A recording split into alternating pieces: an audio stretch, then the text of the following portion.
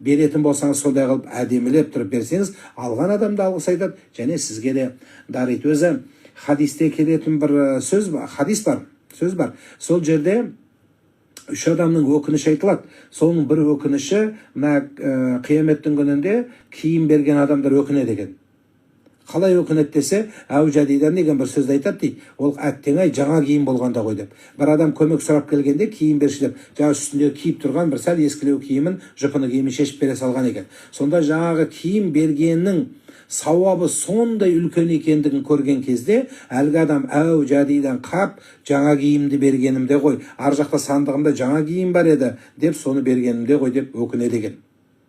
Сол үшін айтайын дегенім, ардақты қазақ елі, біз осы қайырымды, мейірімді халықпыз ғой. Осы қайырымдықтың өзін орнымен жасаңыздар. Хадистерде де солай келеді, Құранда да солай келеді. Ысырап етпеңіздер дейді. Яғни бас жоқ, аяқ жоқ, шашпаңыздар дейді. Енді Құдай нығмет берген екен, үстіңізге киіп, ақ киім, көк киім, сары киім, ұнаған киім, қыстық, жаздық, өзіңізге көңіліңіз тартқан, хошыңыз тартқан киімге ешқандай шек жоқ.